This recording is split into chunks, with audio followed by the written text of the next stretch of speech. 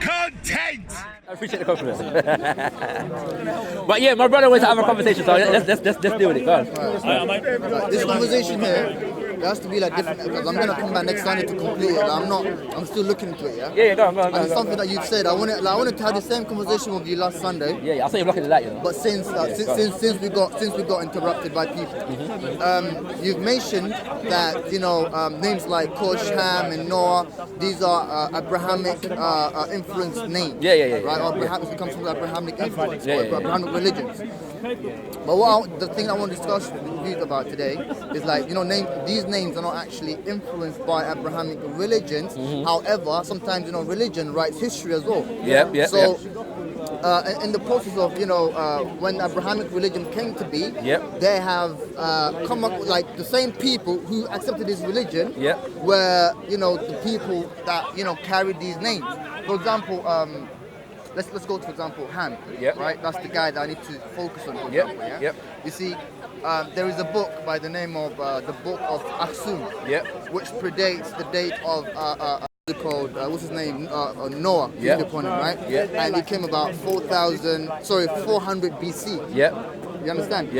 When 400 BC. Right. That's when its text was started, and as time passed on, they kept adding to the book. Adding to the book and recording history. So when you say Axum, we're in Ethiopia now. Ethiopia.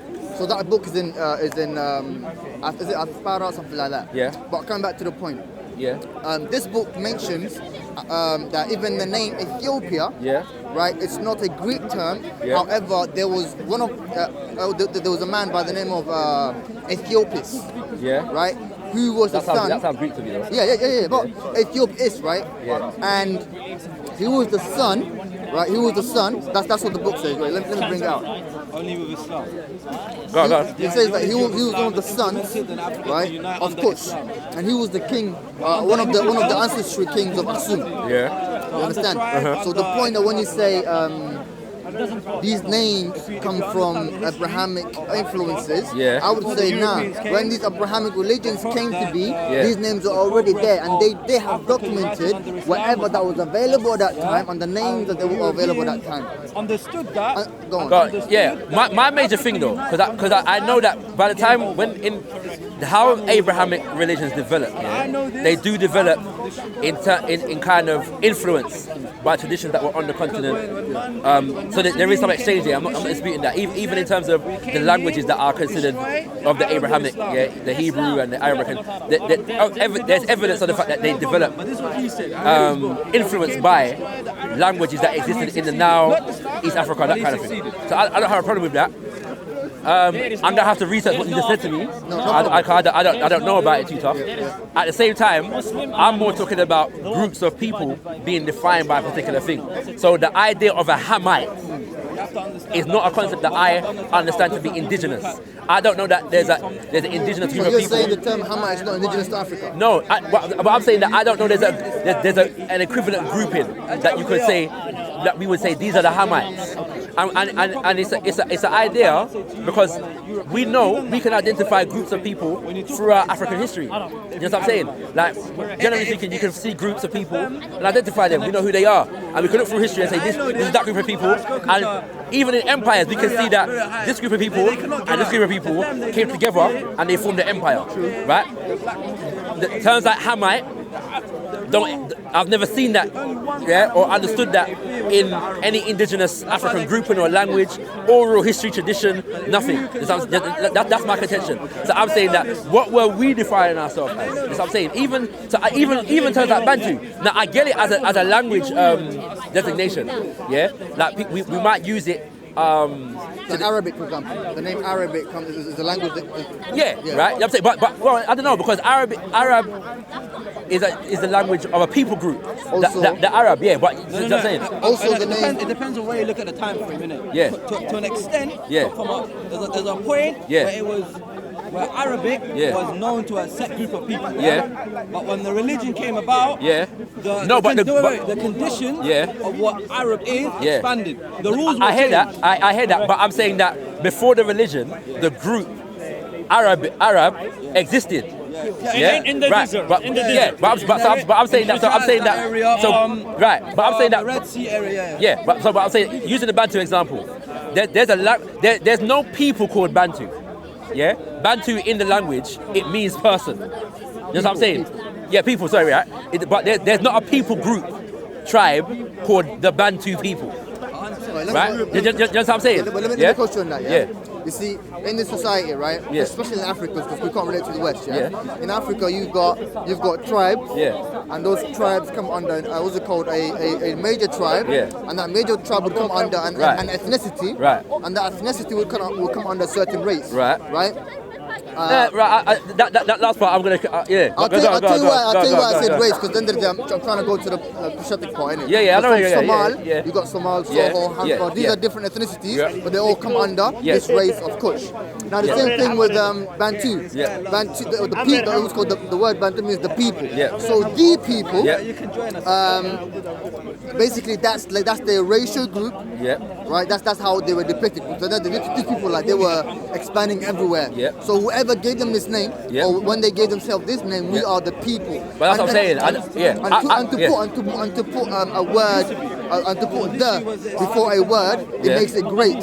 It makes it something like, for example, the God, or the thing. You know and the thing is, I don't necessarily have an issue with the term Bantu. But the point I'm trying to make is this. Bantu is the racial name, but within under the umbrella, you've got different clans and different people, and also you've got clans who have actually departed from this Bantu section and became something else. You understand? So basically, for you to say that, basically there were no such thing as Hamites, or in Africa, I'll give you another thing. Or Semites or any of that. All right. The name Ham, that's how it's pronounced, Ham. For example, you would agree there was such thing as Khamet or Khamet Egypt, something like that. So the term Khamet, right? For example, in English today we use chemistry, which came from chemistry, which means the art of Khem. Right? So Khem, I've got this Hebrew translation as well, which was translated from the Vulgate Bible, which was in Latin, later translated into Hebrew. And also there is, so basically the way they wrote Ham in the earlier times was with C-H-A-M, right? Which pronounced as Ham, right? They were trying to get that pronunciation, which is why as time passed and English evolved, that's how you got Ham, or that's how you got Ham. But the thing is, I don't have a problem with the etymology or the evolution of the word coming from. So if you're saying to me that ham, the term comes from hem, which is you're saying is derived from kemet or kemet, kemet, in a sense, I have to research the validity of what you're saying. But if it's the case, I don't have a problem with that, right? I don't have a problem with that. And also, historically speaking, like when it comes to bibliography, right, or other what's it called, historical narrations, they write that the children of Ham, or Ham himself, or this area was known as the land of Ham, the land of Ham. Even in Arabia, which was where? Egypt. Southern, what's it called? Mesopotamia. And this is the problem that I have. Because nobody... So biblically speaking, Ham or Kush was given to Mesopotamian Egypt. You understand? Hear what I'm saying? When we say Kemet, how are we pronounce it? I'm saying it Kemet because obviously I have a tongue that is colonized and all kind of things. Right? I'm saying that in the language that the people were speaking, when they use the term Kemet for the land, they refer to the people. So you agree the language was Khem or Khemet? I don't know. Agree. So it's the land. So if you say, but that's the land, though. What I'm saying is the people that call the land Kemet referred to themselves. So the term how we pronounce it is Kemetu. That's the people now. The people of Kemet are the Kemetu. So that's how you spell it. It's Khemetu. Obviously, that's because they never use the vowels. So let me correct you now a little bit. See, Khamet. So you've got Khem, which is just a singular name. In Somali, if you add, or in Cushitic, if you add T at the end of a word, it means the. Right. Or, but there's a, I know something different in that, when you say gabarti, means the girl. Right, but I'm saying... No problem. You do not have 30 years of civil war.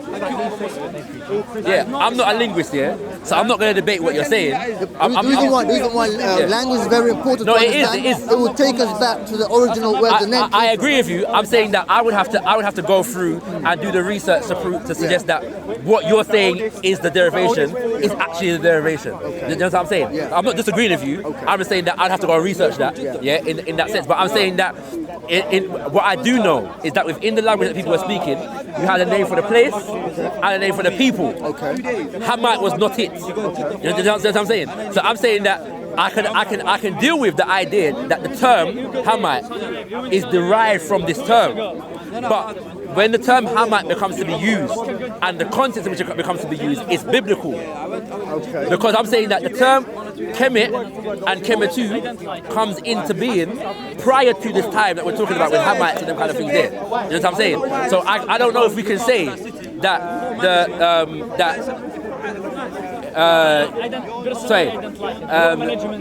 Ham is the same thing as Kem. Would you say the same thing about Kush as well? Would I say the same thing about Kush? Yeah. He was challenging me on some of the things that I said last week with relation to Hamites and them kind of things there. From my understanding, still onto the hand. No. And it's a good question. Right. My understanding is that Kush is an ancient terminology that is indigenous. Okay. Yeah. And then it takes on a biblical connotation within a certain context. You know what I'm saying? So basically, you've had the name Kush or the term Kush already existing prior to biblical narrative. But that doesn't mean that what the ancient people that use the term Kush were referring to the same thing as is being referred to when the Bible takes it up and says Kushitic or Kush. It may not be the same thing. But when the Bible says Kushitic, it's only referring to a people. Sorry, it's only referring to a people known as Kush, because Tik means to refer to the name, innit? Yes. Now, and when the Bible speaks, the Bible doesn't say the Kushitics were in India. No. You know what I'm saying? Or the Kushitics were in Arabia. Right? The Bible will tell you the Kushitics they were in Egypt, Ethiopia, Mesopotamia, and it will show you what's called the migration pattern. One second, bro. All right. It will show you the migration pattern. Right? And however, you mentioned a very important word as well. You said that the Khamet, right? Khamet is referred to the land. Yes. And also, what the Bible actually reveals is that Cush was the son of Ham, which means if Cush was the son of Ham or the son of Ham, and the land that Cush lives was named after Ham, which is the same name I told you earlier. Right. Here's the problem, though. Okay. From a historical perspective, studying African history, that would have to be the other way around. Okay. Right? Because Kemet is a child of Kush, Nubia, Tarseti. Just what I'm saying. So it wouldn't be that Kush is a child of Ham. But still, it would be the other way around. This is what I'm trying to make. Kemet is the child of who? Kush, right? Yeah, so I'm saying, but also the land was still inhabited by Ham, though. No, but let me clarify. The land of Ham. Let me clarify what I mean. What I'm saying is, the people of the land we call Kemet, ancient Egypt, tell you that they derive from south, which is Nubia, Tarseti, right? Them regions there. That's what they tell you. My only point is that we're talking about a civilization that existed for 3,000 years and documented their own history, and their relationship with other people, African and non-African. I want you to get me. I want you. It's on the walls. It's in papyri from how much. You know what I'm saying? It's the people of ancient Egypt documented their own history. No problem. Because I haven't read much into it. Next Sunday I'm going to come back because this is a very important topic. No, it is. I appreciate it. I got something to research. Go. You want to say something? Yeah, I'm going to have 10 minutes. But I think was it. No problem. You can join, but let me just make this point. Yeah, you go. Now, this is a very important topic. So next Sunday when you come back, I want you to get me the substance of this narratives that you're talking about. Yes. And I'll bring something from my side and see if they connect. Yeah, this is like a puzzle. Yeah. You know what I'm saying? And that's the thing, because it's not. The Bible is not completely ahistorical. It's not. It takes into consideration some history, but what I'm saying is in terms of people designations for the continent. Because remember, the people them that generally speaking the Bible is talking about, although it refers to Africa, they're talking mostly about people from outside of Africa. Yeah, when they're defining people. Okay. Right, that's what I'm saying. Well, depending on what you designate as Africa, because some people say the so-called regular payment. I'm a strong believer in decolonizing Africa, innit? Properly, right? Innit? Huh? What you saying, sorry? I'm a strong believer in decolonizing Africa. Yeah. And that's why for me I struggle with the word Africa, because I feel like I'm still enslaved. I'm not married to the term Africa. Yeah. Right? I would rather, in my opinion. I have no problem with it either. Yeah, go on. I would rather if the continent of Africa was serious and they wanted to name it, that we all came about and we agreed on the name. What's your problem with Africa?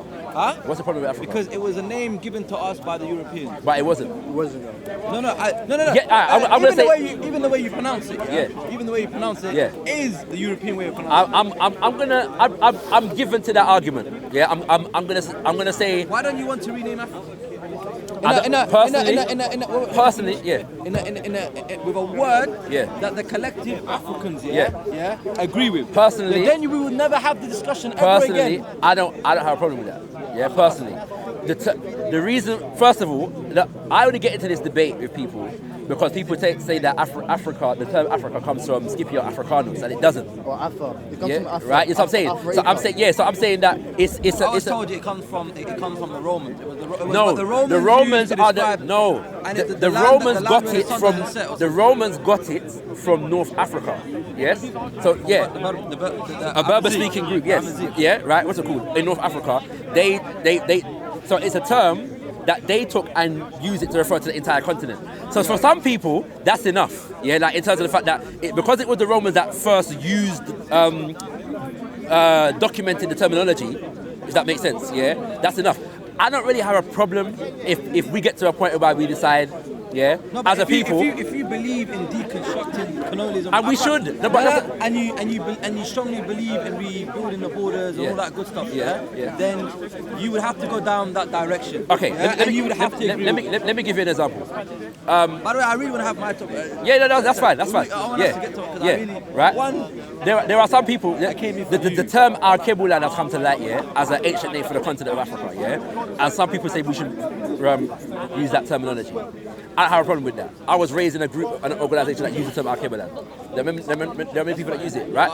So there are some people that say Azania is a more proper indigenous name for the continent. I don't have a problem with that. I have a problem, but listen, I don't care what the name is as long as the collective agree. I've never heard that, so you have to. I don't care what the name is as long as the collective. Because if you really and strongly believe, because you're a Pan-African, right? Yeah, no, but what I'm saying is, I don't believe that the term Africa comes from Europe. I'm saying it's something that Europeans got from the continent and took it and named. You know what I'm saying? So that's a different thing for me. So that's why I don't have a major issue with Africa. If you want Africa to go forward, you have to reinvent Africa. Yeah? No, I'm not disputing that, but to me there are bigger considerations before the name of the continent. Oh, absolutely, it's a very big name. Yeah, no. Identity. No, here I'm saying. It's a very big. You have to really think about this. Why would the name matter though? It matters. For example, if you're happy with Africa, why does it matter? If we're happy with it, what I'm saying is, because there are people in Africa who are not happy with it. What I'm saying is, I'm not particularly like, no, we must call it Africa. That's not my argument. Like at the moment, when I say African, people have a general understanding of what I mean. I don't have a problem with the term African. From a European map, you understand what you're saying? No, but what I'm saying, we could, for example, it's like Uganda. Yeah, Uganda the nation of Uganda is not ancient. But they get the name from a people group called the Buganda people. Yeah, that's where it comes from. So Uganda is not a European name. But it would be true to say that the nation of Uganda comes about in the colonial context. Do you understand what I mean? Okay, you know why I have a problem with that? So we don't have to throw away Uganda. Do you know why I have a problem with that? Yeah. Now the question, so you're saying that Uganda comes from the name of a particular group, yeah? But my question to you is, does the landmass of Uganda cater for other tribes or other people? Yeah, it does, bro. Okay, no problem. Now, if it does, what happened there, you marginalize a whole other group. Not necessarily. By naming it after a single Not necessarily. Not necessarily. Do you know why? Somalia is the same thing. Yeah, that's what I'm saying. Anyway, it happens all the time. Throughout African history, there were points. I'll tell you why. What that creates. I'll tell you why. That's what I'm saying. I'll tell you why. What that creates is what that creates. Once you name a country after a certain people group, what that creates is a sense of entitlement. That the landmass belongs to them. It can. It has. It has. It does. It has. But everything that everything. We're gonna come back to our subject because everything. Listen. Yeah. Everything that's been done to Africa was not done on purpose. It was done with intent. Yeah. And there is a reason why they did it. No, and but, let me finish. Yeah, if you don't understand it, that's fine. But you can say I don't understand. But I understand completely what you're saying. No, hold on. Yeah. I'm saying it's done with intent. I completely understand what you're saying. Nothing is there by accident. I completely understand what you're saying, and it kind of relates to what you're talking about, right? Because we have to understand how people groups come about from our own perspective. Yeah, because all the so-called tribes that we're speaking about today, not all of them are ancient, and many of them, moves from right? What's it called? And some of what we're talking about as so-called different tribes, they come about in a colonial context as well, right? So I'm saying that we cannot just say. So if we look at empires in pre-colonial Africa, yes, family. Yeah, sometimes people groups come together as well. It's not always one people group subjugating another people group. You know what I'm saying? Sometimes people groups just generally come together, and sometimes another dynamic is the fact that when you're fleeing invasion, you're running from invasion, for example, people groups flee and then they settle in different places. You haven't answered my question. I'm getting somewhere. I'm going somewhere. You're laying the foundation. Yeah, I'm going somewhere, right? What I'm trying to say at the moment is that we need to understand the creation of tribes and different groups and nations from our own perspective. Because sometimes when you see different tribes, oftentimes you're dealing with smaller fragments of a larger people group of what was once a larger people group. Also, let me add to that. Yeah. You know, when the Europeans come, you know, when Europeans come, or certain people come to a landmass, and they see who's ruling what is, for example, to see who's ruling what is ruling, right? For example, they might see a people called just a certain name, right? They'll see this kingdom, and the kingdom and the queens and the royals, they come from a certain tribe, and there are those other tribes who are, you know, under this kingdom. So what they will call that kingdom is a tribe that's leading. That's leading. For example, Uganda at that time. Tribe that's leading. For example, and you don't understand the implication that has. No, it has no implication. For example, the Ottoman Empire. Okay. What does it matter? Look at Saudi Arabia. No. Exactly. For example, it's named after sometimes there are people groups that are dominant. So it doesn't necessarily mean. For example, another example of what he's saying, the ancient Ghana, the ancient Ghana Empire, what's it called?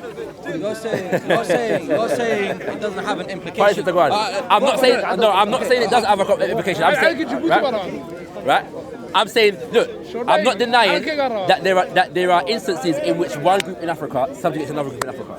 That happens. I'm not denying that. What I'm saying is, it's not necessarily the case when you have a group of people that carries the name of another group of people, if that makes sense, within the context of a collective.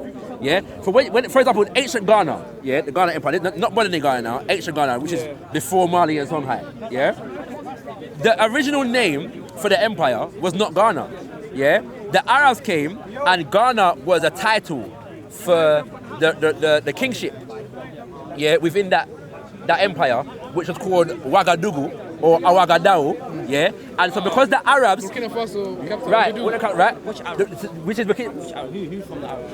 The Arabs of that time, innit? The Arabs of that time. They have a tribe like this. You can't define the white guy. Which white guy? Doesn't matter.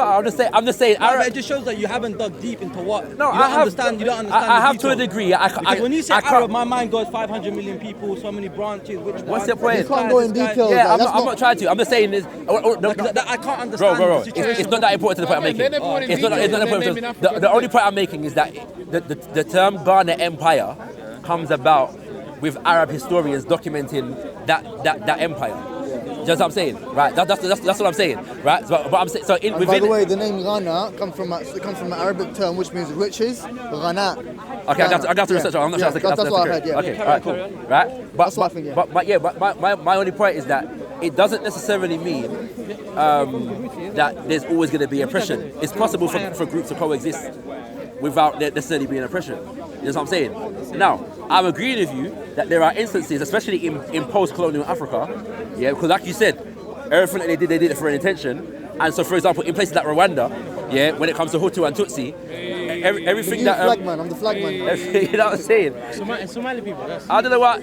I feel like I've been thrown into some politics right now. You get me? I feel like I've been put in the middle of some Somali politics. You know what I'm saying? No problem. Go on. Because we were having a conversation. Yeah. I want to get out of this colonization period. I want to go back to history because we had a very important conversation. Yeah. It relates. Why I'm saying it relates is because of what you're talking about in terms of the people groups and that kind of things. Yeah. And I'm saying that. It is a little bit. Not massively. But I'm just saying that we had our own people groupings, innit? You know what I'm saying? Yeah. And so oftentimes what we're calling tribes in Africa today, if we go back, you will find a lot of shared ancestry and a lot of shared grouping because oftentimes the groups fragment due to invasion. Invasion tends to break up civilizations, innit? Right? You know what I'm saying? So people flee, that's why you have people in West Africa that derive from North Africa and East Africa and so on, because people fled. So when people fled from the East, and they went further west, and then further invasion comes, and they go south, which is into the west. You know what I'm saying? So now, but not everybody goes. So you got the same group of people, they're here, you know, invasion comes. Some of them go this way, people travel. Some of them go that way, but they will all come from here. The people that are now here and here have a shared origin. They're the same people, but now they're two different tribes. That happens. You know what I'm saying? That's not how tribe works. What are you talking about? No, hear what I'm saying? That's not how tribe. It happens. I know it happens, but that's not how tribe works, though. That's not how tribe works. Right? That is how it is, but if you look at it's one of the ways, isn't it? You're talking about. There's something called a tribal confederation, right? For example, when you go to Somalia, for example, right? We've got clans, right? Who are not ethnic clans. But they're confederation. I'll give you a good example. West Africa, when you look at the Mandinka Empire, they stretch all the way from Mali, all the way to Sierra Leone, Senegal and stuff. So again, I could share the same origin. An empire is different from a tribe. For example, look, let me make it easy for you. You know the Ottoman Empire? Yeah. The Ottoman Empire started as a little tribe. It was a little clan, right? And they rose to power. Where's the other flag? Today's these lot, innit? I'm not involved, I'm trying to say, Sorry. So what I'm trying to say, for example, the Ottoman Empire, the Ottoman Empire started as a small tribe, a small clan. They rose up to power. However, they have conquered half of Europe. Exactly. And half of Europe was known as what? The Ottoman Empire. Yeah. Even though half of Europe doesn't share anything to do with the Ottoman lineage. No, but that's different. That's an empire. So when you say Mandinka Empire and they stretch to certain places, it's the same narrative because the Mandinka were just trying to expand. But then what you have to understand is it wasn't the Mandinka origin and then they expand. No, but sorry, the clans still remain. But the Mandinka were. Yeah, but the Mandinka were changed. But what I'm trying to say is the Mandinka in Sierra Leone and the Mandinka in Mali. They're the same people. They share the same origin. Yeah. Today, 2019, there may be different sub-clans or whatever you want to call it, but the origin. That happens, innit? Their great. That happens, innit? So I'm saying you'll find examples of coming together. You'll find examples of fragmentation. What I'm saying is that language, So I've been studying. Not necessarily linguistics but genealogy of language. Let me show you the book that I read at the moment, Right? One of my favourite scholars at the moment. This guy's a linguist, right? Okay. What's it called? What's his name? His name is Kwesi Kwapra, Okay. So I'm reading this book, it's called Anthropological Prisms, Studies in African Realities, alright? And one of his... Does he talk about Somalis? He mentions Somalis in there, Okay, but he has an African, you know what I'm saying? So, you know what I'm saying? So he doesn't stick to one thing, one area, right? You know what I'm saying? Swahili. Huh? You mentioned Swahili. Yeah, I haven't finished reading the book. So, and it's very small. He's just giving some pointers and explanations of different things, right? But I've heard him speak before. I've met him, and one of the things that he speaks about is the idea, because they say, you know, how many different tribes and how many different languages in Africa, and he's saying oftentimes what we're actually dealing with are dialects of the same language. So he said you could actually trace every language in Africa back to he's narrowed it down to about 12 root languages. Across the continent. But if you don't manage language correctly, it creates different. Right now, but the point is that if you can trace the genealogy of languages and they have a shared origin, it means that either the people were once the same people or had a whole heap of interaction. You know what I'm saying? Or a singular culture. Right. That's the point I'm trying to make. So I'm saying Same with the Arabs, the whole North Africa. Right. The same principle. So that's what I'm saying. They don't understand each other, but the root comes from. Right. That's what I'm saying. So I'm saying that it suggests that there are a lot of larger people groups that we come from as a people, as peoples. That's what I'm saying. That we've lost knowledge of because now we're just this tribe. Now we're just that tribe. And if we were to trace our lineage and our language, our culture back far enough, and I'm saying that because we're defining ourselves primarily according to Hamite, and then we're not seeing that because we're fixed in traditions. And it's no disrespect, but we are fixed in religious traditions, and we're trying to define ourselves within them. That's my only argument. Religious definitions, you said. Yeah. Right. Okay. Why would you say religious definitions? What do you mean by that? I'll say religious tradition. So we're trying to define ourselves according to what the books that we're reading says. So we're trying to say, right, where do we find ourselves in these books? And we're saying, right, well, this is where we are. This is where we are. So you're saying basically, I guess, back to the whole Noah point. Yeah. Ham. Yeah. Correct me if I'm wrong. Ham, all of them. So are you saying? I think you had 4 sons, right? Yeah. So are you saying, besides those 4 sons, there was other people out there anyway? Blatantly, I'm not an Abrahamic guy, so I don't take what is written in the Bible, the Torah, the Bible, and Quran as history. Full stop. So you're saying there's people out there, regardless of Adam? Definitely, yeah. And I'm saying that studying African history bears that to be the case. Yeah, we have civilizations that are ancient, older than that. This way you get what's it called, this whole narrative wrong. Yeah. It's because you see, like I said before, this religion called Abrahamic religion. Yeah. Most of it was established in Africa. No. Yeah, go. The only time that what's it called, the Abrahamic religion took a very strong shift into the Middle East. Yeah. With the time of Muhammad, upon him, Jesus. Those late. Which are the major characters of Abrahamic religion? Yeah, apart from Moses, and Moses was is supposed to be in Kemet, and his whole thing was about leaving. Kemet and going to wherever he was going to. Yeah, but the reason, but there was a reason. There was a reason why Moses was going. Right, because they said he was oppressed. I don't want to go into the religious point of view. I'm trying to go to the history point of view. Now, because I want to come back to, because you said something really important about the land was called Kemet, and you also said that the name Chem comes from the name of the son of Cush, who was known as Chem. You said. No, I didn't say that. What did you say? No. So there's a debate around. Currently, so it's a debate. It's not. No. There's no debate around the fact that the land was named Kemet. Okay. There's a debate around specifically what Kemet means. So the land was named. So to correct you, the land was named Chem. No. Chem. No. Chemistry. Yeah. Chem, you know how you spell chemistry? Yeah. Hear what I'm saying? H-E-M. Again, which means the art of. Could that be wordplay in different he did the pronunciation. But I'm saying it's not about it's not. No, but the reason why I'm saying no. You're not getting me. Yeah. When I'm speaking about these words, what I'm trying to say. No, I know what you're saying. No, what I'm trying to say is that the words. Yeah. It's not just normal words. It comes from the land that was named after. Hear what I'm saying? And Hear what I'm saying. The reason why I'm saying no is because Chem or Hem, as you're pronouncing it, is a word in the ancient Kemetic language. Okay. I agree. And then it has other words that are derived from that word. So as I understand it, so for example, one of the literal definitions for the word Chem in the ancient Kemetic language is black. And then there are other, but you remember we're dealing with a language that didn't deal with vowels. So there are various KMT words that have different meanings. Okay. Yes. Yeah. Again, I'm not a linguist, so I'm not expert on this. Okay. One second. Okay. So then one of those roots, Chem roots, was taken to name the land. Okay. Kemet. Okay. You know what I'm saying? Okay. Yeah. Now I'm not even saying that how I'm pronouncing it is exactly how they pronounced it.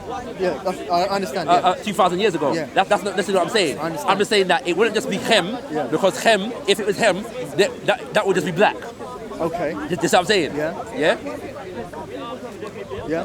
So Chem would be the root word that Kemet comes from. So now one of the things that I picked up from what you said is that the word Chem means black. Yes. Which means also if we define that into a more proper English, means if we say chemistry, for example, it means the black art or the black science, right? Yes. However, even the name, biblically speaking, or religiously speaking as well, the name Ham also refers to black. Yeah. Right? They have the same definition. Yeah. Ham. I don't know that it means black. No, it does mean black. It does mean black. Okay.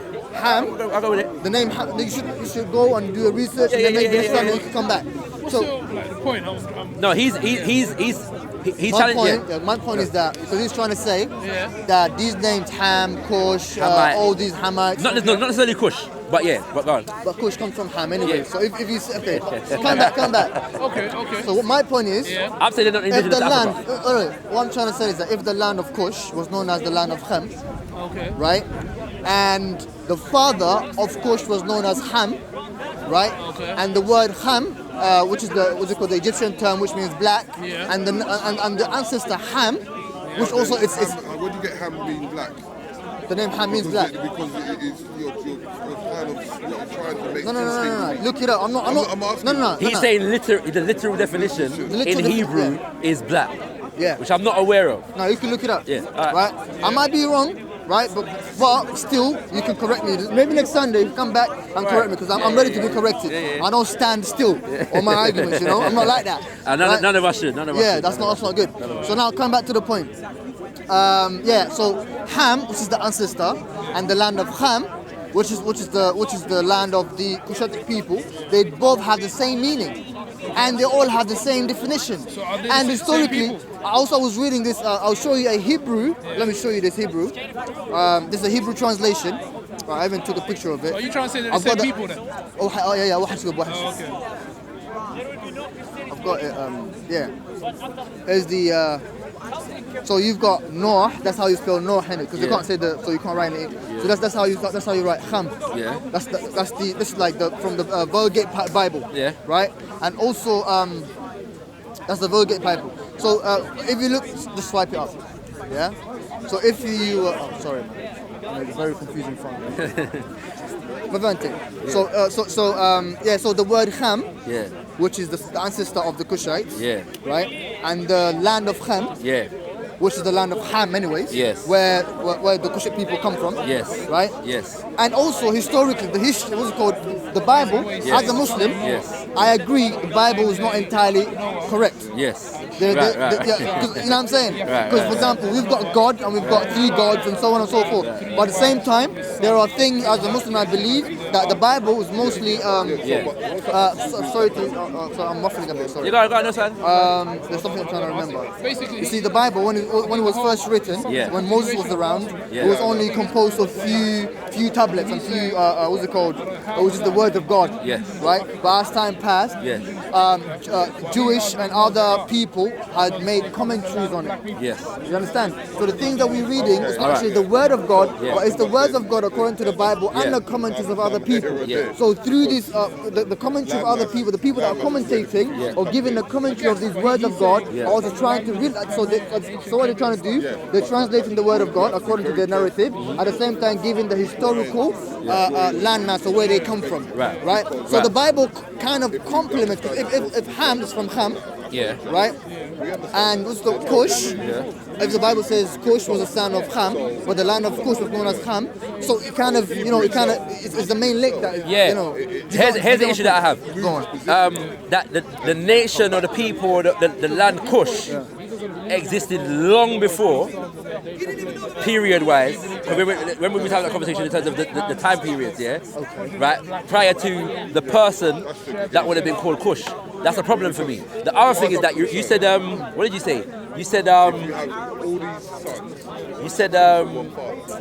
it's gone out my head what you said. I'll give you all the time, remember. Yeah. Oh, man. Their family, whether they like it or It's not. gone out my head. But again, my only point in this is to look at how we define So wait, I want to go back ourselves. to that. I want to go back to that point where you made that troublemaker. I know, you know what I mean? I know. Yeah. I want to go back to that point where you made what's it called? The name Cush. Yes. Predates the Cush of the Bible. Yes. What do you mean by that? Yes. I'm saying that. So Cush is a land, a nation of people. Yeah. And I'm saying that I don't think it's possible for it to be named after one of Noah's grandsons. Because as far as time period, the period where the land Cush existed would have been before the time of Noah. You know what I'm saying? So that don't make any sense to me. So that's what I say to you. Not that the term, when they use the term Cush in the Bible, it has no relevance. I'm just saying that how they use Cush in the Bible doesn't pertain to actual history. So are they using it as a land or people, landmass, location? From my understanding, and I don't claim to be an expert on the Bible, no, just but it's one of Noah's grandsons, which then became known as a people because the people were named after Noah's grandson. Kushites, So the Cushitic people, Kushites, the kind of things there, right? So I'm saying now, this is what I was gonna say, right? I've got it back now, yeah. You when you said about most of the Abrahamic religions, they formulate on the continent. Yes and no. I'm going to say yes and no to that. Okay, go on. Give me the yes and the no. Right. So, yes, there is a strong influence from the traditions of the Nile Valley in Abrahamic religions, but the specificity of Abrahamic religions coming about, from my reading of history, actually formulates itself in relation to foreigners and people of the Nile Valley interacting. After times based upon invasion, I'll give you an example. The Coptic Church, for example. Repeat that again. Yeah, all right. I'll repeat for this example. The Coptic Church, for example, comes into being, during the period of Greek occupation of Kemet. Yeah, so it's a mixture of the Greek tradition and the ancient Kemetic tradition. You know what I'm saying? And the Coptic tradition informs the development of the Abrahamic traditions in general. You know what I'm saying? So I'm not going to disagree completely, but I'm saying that, so there's a Coptic, which you could say is mixed. But then when those people go and they take it, right, and they come back with something else. You know what I'm saying? So it's a hybrid of different things, but I'm saying that the hybrid is in Kemet at that time, in Egypt at that time. Okay. But then they go and they come back with some other stuff. Right now I'm saying that then now if you look at Ethiopia, which has a long history, but if you go to Ethiopia, the history that you're going to get of Ethiopia pertains to Maku's relationship with Solomon. And it's as though Ethiopia don't have no history before Solomon and Sheba. But Ethiopia exists long before Solomon and Sheba. So I'm saying that their history has been colonized to the point whereby people don't even recognize their history before this Abrahamic tradition. Okay. That's my point. And I'm saying that, but the evidence suggests the oldest human finds that we have come from what is now called Ethiopia. Yeah. So that those people had nation and civilization long before. Why don't we know about that? And so coming from now, somebody who has Rastafari influence within my spiritual outlook, it's one of the things that Rastafari have always debated, because people are like Solomonic, yeah? One second, I'm nearly finished, yeah? But then there are other Rastas who are saying, well, why are we always focusing on Solomon when His Majesty Emperor Selassie said his lineage originates before Solomon back to an emperor called Uri, yeah? Who's far more ancient than Solomon. So now people are looking for, well, who is Uri? Right? That's what I'm saying. And because it's older than that. So my thing is we have to judge who we are and trace our lineage from an African perspective, not an Abrahamic perspective.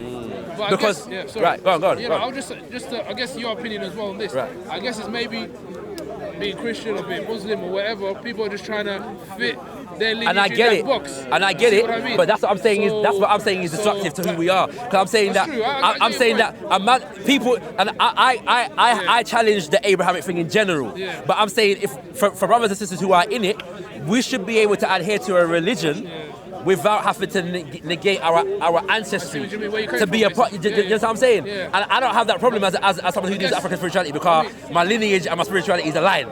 It's not a problem for man. It's right. You know what, personally, what I believe is that it could be basically people may not like what their ancestors were. So let's say if someone used to worship animals or something.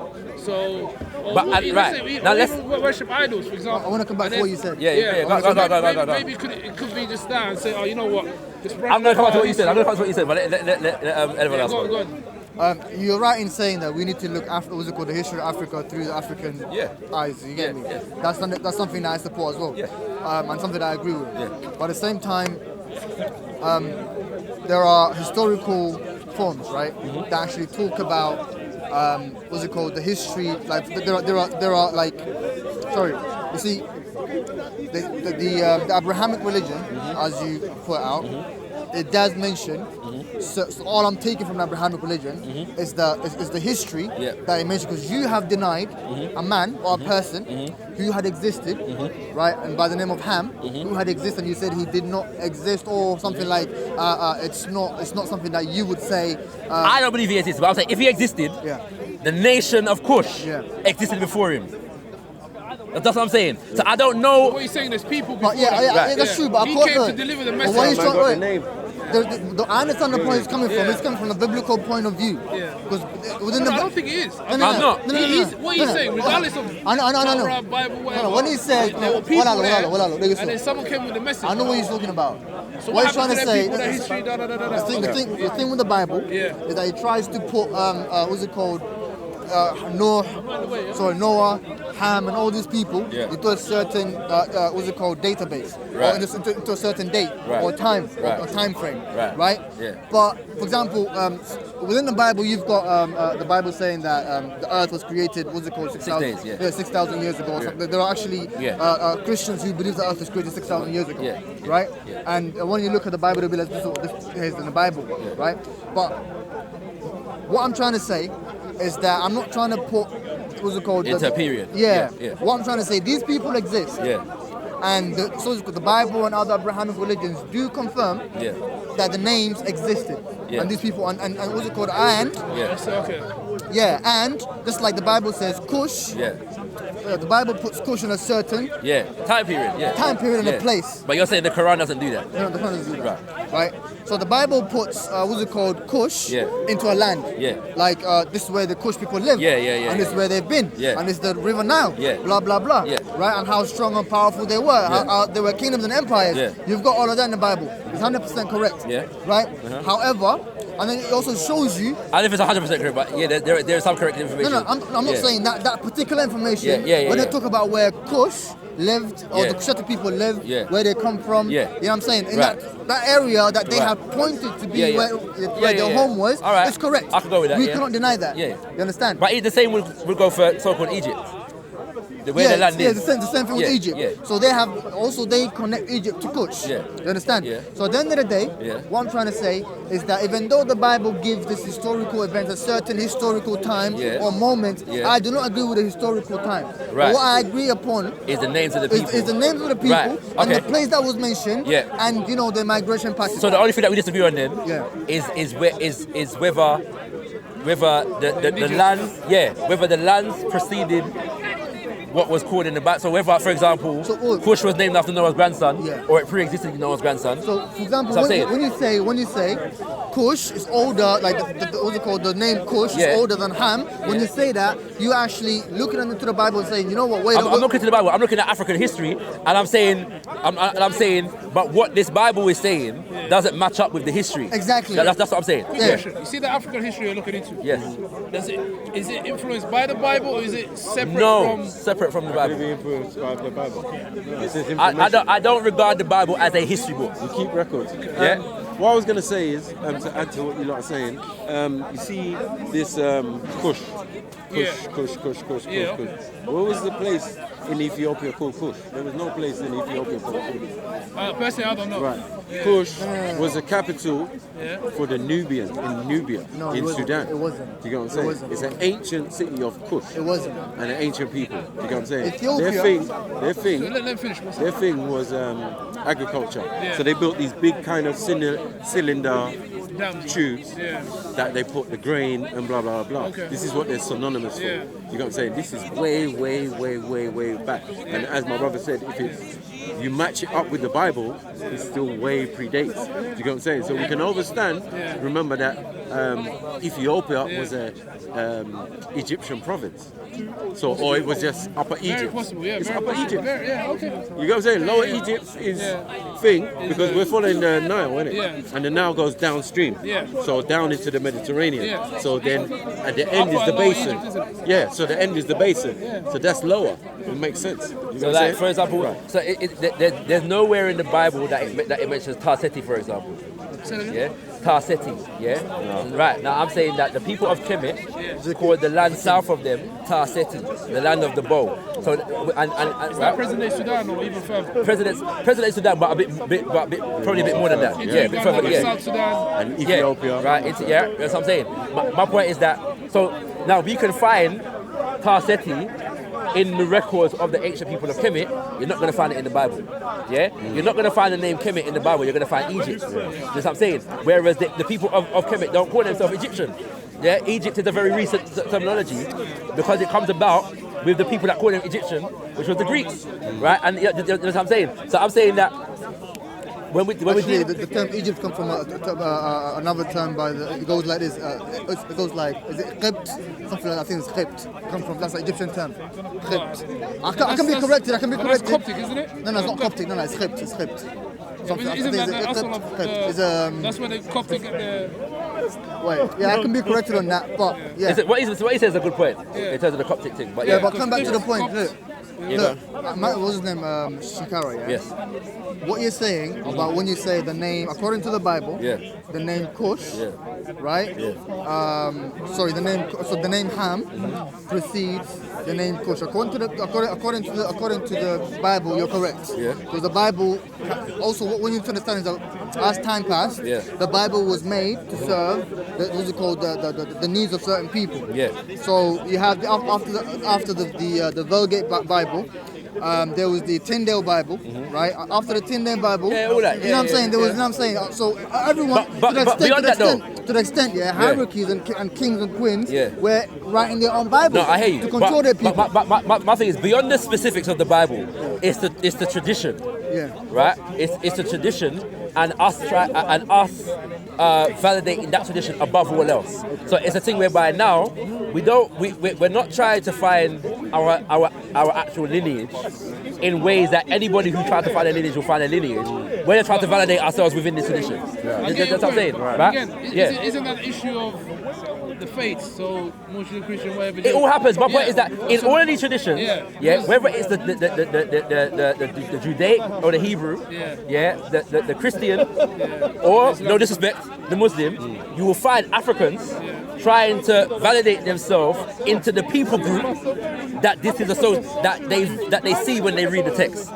Yeah, in my humble opinion, this is what Black Hebrews are doing, this is what Black Christians are doing, and this is what a lot of Black Muslims are doing. But then again, so where I see Africans who are blatantly just both Africans fight each other based upon the perception that one is Arab and one is not, when both of them are African, but because some might have a better claim to Arab lineage, they feel that they're closer to the Prophet, so to speak, right? And we're fighting over this.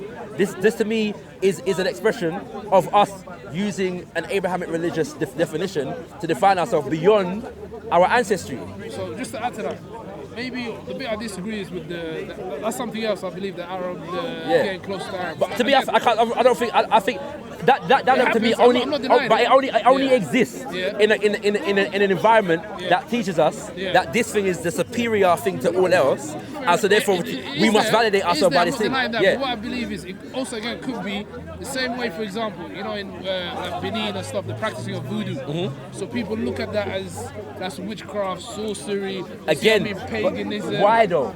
Because of the religious indoctrination. I believe it's more that. But I agree with you. But I'm saying this bro, trying to be more I totally agree. I totally agree. But this is the point that I'm making. All religions venerate ancestors, every single one, right? And I'm saying that usually, when if you're in a spiritual order that comes from your people, normally you venerate the ancestors of your people. But then what if that is a total head-on-head clash with your religion? Yeah. But I'm saying that, and I'd agree with you, but this is my essential issue. I get your point. No, I know. But where you're saying, look, believe what you want to believe, but don't deny. That's what I'm saying. Don't deny the ancestors. I'm saying to me personally, I'm on the ancestor thing all day. So I'm saying that where you've got to now is what I believe is the fundamental contradiction with our relationship with these traditions as African people. You know what I'm saying? Because I like. You gotta see yourself in it. Right. And what I'm saying is, so for me, I don't have that contradiction in the sense of the fact that, like, I agree with you. Spiritually speaking, the same ancestors that I would venerate validate my spiritual alignment. You know what I'm saying? But I'm saying that we're living in 2019. I'm not going to ask any African in Islam or Christianity or whatever to completely that shit where. I might encourage you, but you know what I'm saying? Again, we'll have a conversation, right? But what happens but I'm saying that at least, when it comes to who we are, we've got such a history that we cannot afford to just negate it. I agree with you just because we want to be Hamite. And also that those designations at the moment are causing divisions between us. Right, so we're now dividing ourselves according to who's a Hamite, a Shemite, and not, right? And really, we're probably none of those things. And we probably better be able to define ourselves based on what we actually are. And what we actually are, whatever religion we're in, what we actually are may be a force to forging more unity between us. If we understood that we have more of a shared origin. Now this is the point I want to discuss. I believe, how could we have that unity if, for example, whoever from whatever faith has that religious belief that I'm on the right path? Yeah. He's worshipping some pagan god. Yeah. Some the same way I'm doing it now, bro. As an African spiritualist, when I come, go on. Just to add on, he may see that as, yo, that's just like devil business. And it happens. So, but bro, I've said I've said this many times. I've said this many times. Yeah. When I come and proclaim traditional African religion, I know that off the bat, my Abrahamic brothers and sisters regard it as devil worship. I have to accept that. Yeah? And still be able to relate to my brothers and sisters, knowing they don't necessarily hate me, they just believe I'm dealing with devil worship. And they believe that I'm going to yeah, what do you say? I say Arabic again. It's got my head. Adab. Yeah. Jahannam. Yeah. What's it called? Right. That's what you believe, and you're entitled to believe that. Like, as long as when I'm pouring libation, when I got my shrine, you ain't trying to kick it down. We ain't got no problem. Seriously. But as long as you're not doing voodoo on people, we haven't got no problem. We ain't got no problem. But this is the thing. No, and I agree. But a part of the and a part of this is because most of us, when we say voodoo, we don't actually know what we're talking about. You know, them lights are strong, you know, because that's the second time that's happened, you know. Shaka, look. Let there be light. Let me come back. I need to come back to the point because we keep straying away. And the point we're still talking about the history of Ham and Kush. Maku made a statement saying that the name Kush was the name of the land, something like that, right? Am I correct? The capital.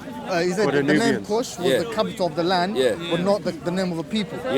However, I think there's some truth to that. I do understand that there were the people that were named after a while, but that's not unusual. Sorry, let's clarify. In the sense of the fact that sometimes a particular province of an empire becomes strong within it, and then the nation becomes known as that. I agree with that. I 100% agree with that. But to say that the people were not known as Kush, that's not correct. Okay. You understand? Come back to the other point. But we're known as now. If they're known as Nubians, then they're known as Nubians. Okay, look. The people Nubia, the name Nubia comes from Nubius, which means slaves, right? So basically, what's it called? There are two people that used to inhabit in so-called Nubia, Kushetics and what's it called, Nubia. So later on, right, the Nubians, some of them rejected that name Nubia and took the name Barabas, right, which was their ancient name. But still, there are also people who were known as. Isn't Barabas Greek? Does it have a similar origin to the word Berber? Which it means savage. No, it's Barabas. No, that's different. If you're a Nubian, one of the tribes that you descend from are called Dongolawi.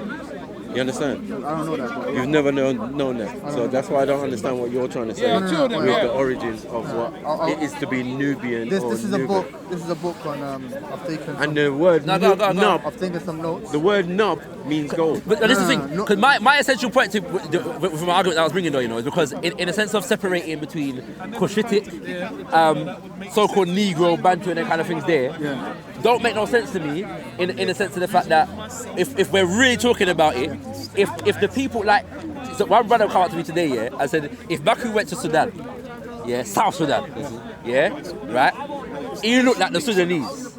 I probably wouldn't, because my soldier comes through a different thing, right? Maybe put more melanin in the skin. I might, you know what I'm saying? But that's what. But I'm saying that if that's part of the area, in which the land that we're talking about, Kush, and the Cushitic people come from, then this stark separation that we're drawing between Negroid and non-Negroid is not indigenous. This is a European designation. Exactly, yes. Right? This what I'm saying. This is not. So I don't know of a Negroid, non-Negroid separation indigenously in the continent of Africa. I don't know of it. At one point, the old Negroes to them anyway. Right. To them, right? Yeah. And another brother made a good point to me in terms of this whole black non-black argument. When he said that I didn't know we were talking about that, but no, we're not. But I'm saying that this was my my essential point in terms of how we're defining ourselves.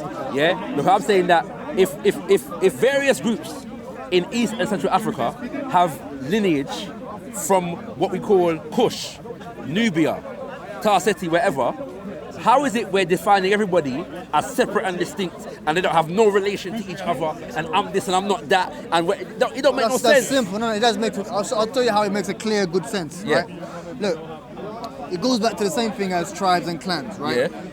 For example, you've got the Cushitic family, right? You've Yeah. got the Berber family, and you've got the Negroid family. But the word Negro, I don't want to use it, but I'm going to use Bantu instead, because that's a name that's used in Africa, right? All right, go on. And you've got the Bantu family. Yeah. So you've got different, what's it called, people Yeah. who carry different names Yes. that have different looks from each other. Yes. Right?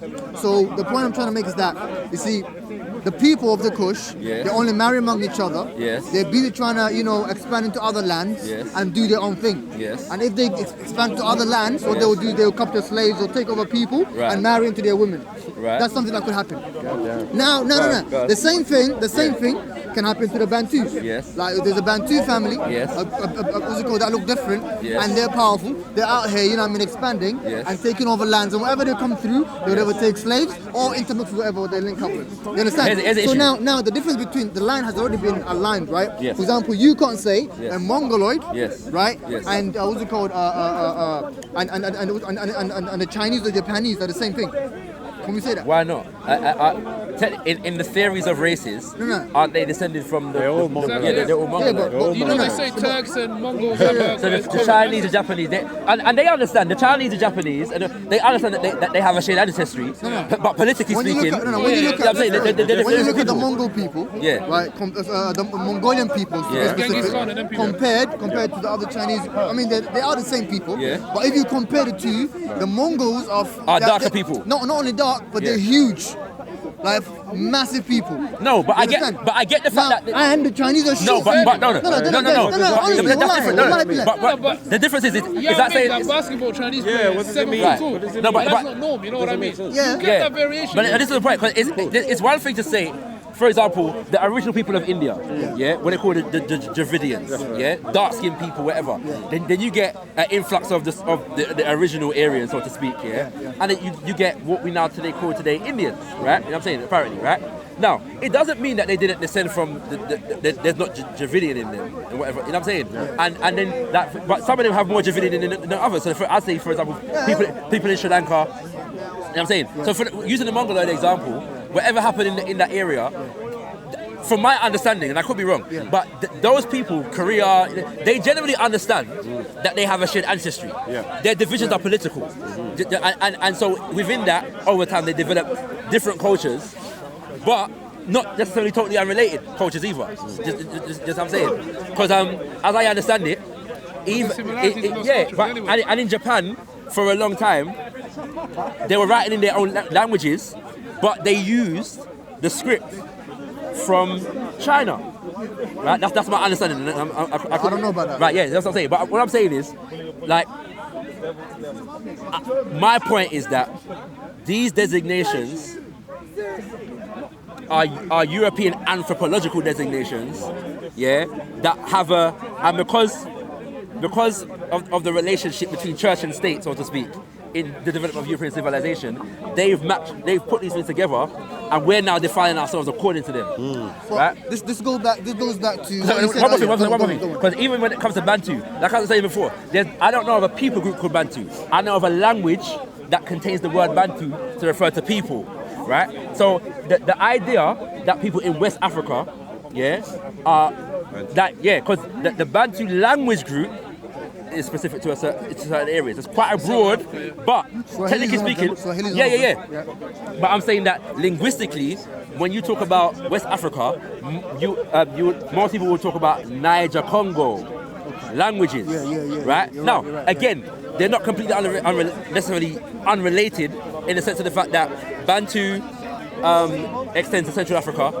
Obviously, Niger Congo also extends to Central Africa. But I'm saying, specifically speaking, when people talk about Bantu and Bantu expansion, we have to be careful because, again, how European anthropologists apply the terminology, it's just a lazy way of. It might be lazy, right? Just what I'm saying. This will go back to the same thing you said earlier. Yeah. How these same European people came to Africa. Yeah. They saw a ruling class in certain countries. Yeah. And they named that country Everything that. after that country. Yeah. Right. And the reason I've used this analogy is because like these same people, they have come to Africa and they've seen different classes of people.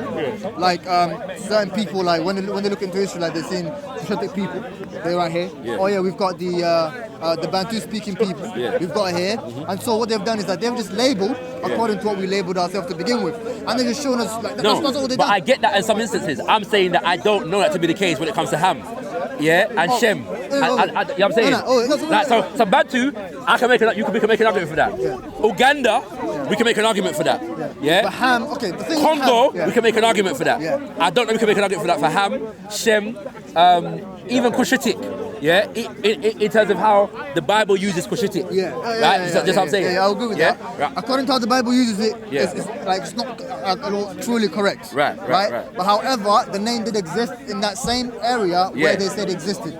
That's why the reason why I'm using the Bible. It's not that I'm trying to use I'm not trying to use the Bible as a historical reference. But the reason why I'm using it is to to connect the bits and parts. Because at the end of the day, history is a very massive thing. Definitely. And you need to look into different books and different stuff to get certain. Well, you know what I'm going to suggest? We probably reached the limit of where we're going to get to today, beyond doing more research. So I'm going to research exactly what you said to me at the beginning of the conversation. I'm very interested in what I'm saying. And same. This is a very important conversation. It is. The day you convince me, right, or you tell me that Ham didn't exist, right? Because then they right now, from what I've heard or from what I've read already, right? The thing with me is this is what I do. I'm reading something. I see a very weird name. I click on it. So I lose track. Right. But I've come to this. No, I like that as well, man. I'm reading like 5 books at the moment. Same, man. You know what I'm saying? So I always like when I'm reading books, I see something. I see a name. Are you coming at from a biblical point of view? No, I'm coming from Abrahamic point of view. That's number one, and I'm also trying to come from a normal, common historical point of view. Basically, my argument is that Abrahamic traditions don't validate African history. I get that. His argument is that basically it can. But some limits. What about the difference within the Abrahamic religions? Because you may look at the Bible, but what does Islam say, for example? Yeah, but Islam. What does Judaism say? Sometimes they can have. Judaism, and the Bible and Judaism are the same thing. They say the same shit. But come back to Islam. In Islam, you've got the Quran, and the Quran does not give you detailed history. It's the word of Allah. But the hadith, most of the hadith, right? They kind of complement the what's it called, the Bible narrative. They kind of complement the Bible narrative. Do they? For example, In this case, For example, the existence of Nimrod, which Shaka would say didn't exist. Nimrod, the Bible, the hadith complements that Nimrod existed at the time of Ibrahim alayhi salam, right? But come back to the point, Baba. All I want you to research, right? The name of Ham, its meaning, right? And what's it called? The date. Right? And to be honest, it's not something that I've not researched before, Come on. But you haven't done enough. But it's because I'm thinking I've come across etymologies and meanings before, but at the moment they're not in my head, so I'm not going to go into etymology is really important. Etymology will take you back to what something really means and where it comes from. Definitely. Right now I'm actually looking into I'm studying on this YouTube channel. There's a guy that does etymology lessons. I'm studying his etymologies, so I understand what certain. Today we use words, but we don't even know what it means. Definitely. So that's why I like etymology very much. No, I'm like that as well. I do it in a different context, but it's that's why I do linguistics. And words like ham or cam, you get what I'm saying, relate to the word car. At the end of the day, the point I was trying to make. This means black. So basically, everything he's trying to say is black. So when they said car or ham or cam, you get what I'm saying, they meant black. It's kind of similar to what you were saying before. So what I'm trying to tell you is that ham, Maku said it perfectly as well. I didn't know about the carbon part, but I think that's correct as well. I don't know. We say car. It's an essential element in everything. Car and bar in chemic. Yeah, right. So car is carbon. Now ham, which is or the hamet, right? and Ham. Yeah, I got it in my head. And what's it called? Hush. Yeah. Right? Yeah. These are names that we need to look into. Yeah. So, to hell to Nimrod, because we're not interested in him right now, right? Nimrod, we'll get to Nimrod after, because you can't confirm Nimrod without confirming Ham first. Right. You understand? So after we confirm Ham, then we can talk about Nimrod. We'll get to the rest of it. You know what I'm saying? Easily. So, the point I was trying to make the whole time, or maybe just what I said, just to relapse. So we've got a land code, the land of Ham. Yes. And the people inhabiting were the people of Hush. Yes. According to Abrahamic religion, Hush was the son of Ham. Yes. Right? Yes. And the land was Ham. Yes. So the land of Hush was named after their ancestor, Ham. Right? Now that could be the reason. Yes. And also, when we talk about the Bible coming coming after the historical, okay, that's correct. But what you need to understand is that the Bible came when these things were already there. Right. And to my affirms what you're saying. There was civilization there anyway. Yeah. True, but what I'm trying to say is that what the Bible did is that the people, the Abrahamic religion, when they were coming forth, the people that were living there, they just documented the names of the people that already lived there. So what you see in the Bible, or in that, I get your point. But who did that? Europeans? No, not Europeans. No, but my point is... Actually, the Bible... I get your point, but what I'm saying is... So not the Europeans, bro. The Europeans came later. Actually, what the first Bible that the Europeans got was the Vulgate Bible. Okay. Right, which later on... So whose version do we have now? Whose version do we have right now? Yeah. King James, isn't it? Which version do you believe? The first European Bible was the Tyndale Bible. Because sometimes there's a lot of contradictions. Whose version are we using now? I don't know. Are we using the ancient people who originally wrote it? We're not using the ancient one. We're not using that's the point. Yeah, we're not using the ancient one. What we have today, it's a book which is under the name of Abrahamic religion, which is not actually, and they're trying their best. That's why you got Christians believing that the Earth or the universe exists 600,000 years, right? Which exactly. He's trying to say no. It was more because. So the point I'm trying to make is that when Abraham or these people came, there was Cush already, right? There were these people already, so they just documented what they saw. And also you had, for example, the Torah. It was the book of Moses, right? But they're descendants of Noah, isn't it? So so they have to be exactly. So the book of Noah, for example, it was only about the laws of God. Do this, do that. Worship this, worship that. But then, after time passed, the book that was that small became that big. Why? Because the people trying to edit and put their own commentary. And the more commentary you put on, you got, so it's like different historians commentating on the same book, and you've got the same confliction within the same book. It's Europeans doing that. Exactly. Not the Africans or the people who live in those lands are writing texts so they can be compiled as a book. What they're doing, they're keeping scriptures and scrolls for schools of thought. You understand? So if you wanted to go there and learn about certain things, you could do that. Rather than say, oh, they're collecting them so they can put them in a book, and then some other people can come and take it, convert it and misconstrue it and give it back to them. Exactly. For example, how did Ham go from Ham to Ham? Right? For example, if you tell me that what's it called, the name Ham is not indigenous to Africa, you're right. Ham is the name Ham, the English version, is not indigenous to Africa. However, words like I'm a Somali. But as I said to you, I use those words. No, but as I said to you, if you're saying, and again, because there's two things there. One, because a word sounds alike another word, doesn't necessarily mean Arabs use right. It's a derivation, right? That's the first thing. But it could be, and if it is, I don't have a problem with it, right? That's what I'm saying. But for example, as I was saying to the brother, you've got black Hebrews that are separating West Africa at the moment based upon who is a Hamite, a Shemite. Yeah, that's right. My point is that where in West, how does Hamite and Shemite, even if you're going to make an argument that it relates to East Africa, where does it relate to West Africa and South Africa? You know what I'm saying? And Central Africa. How do you define the Khoisan? Yeah, in this argument. You're right. You know what I'm saying? Right? Everybody on the planet Earth is not a Hamite or a Shemite. Shakara. What we're talking about here is, for example, like we said earlier as well. The leading people of that place is the name that will be used to be called after these nations. Now, when you say that, so repeat what you said. I'm saying, like, for example, black Hebrews. Yeah, they go to West Africa. This one's a Hamite. This is a Shemite. You know what I'm saying? Like, how are we separating people in Africa according to who's a Hamite and a Shemite or not? And it might not do it for the whole continent. Like say this whole thing applies. You know what I'm saying? It doesn't make no sense. And even as well, I just remembered. What categories are we using? I think some are we of not it using these is to European go categories? with. Yeah, but You see, with the these maps, names are not European. old That's what you maps, need to understand. They had places like it was taken by the Europeans. You're missing my point. Judah. Forget the name. Yeah, but So, it didn't say Judah though. No, but man, I It related said it. Judah, and man, I'm saying that is actually Judah. No, it's not. And I'm disagreeing with that. I'm saying man, I The related thing about to us, that. And sorry, on that point, what they practiced there was voodoo. But anyway, let's coming back to the point. No, voodoo, what's that?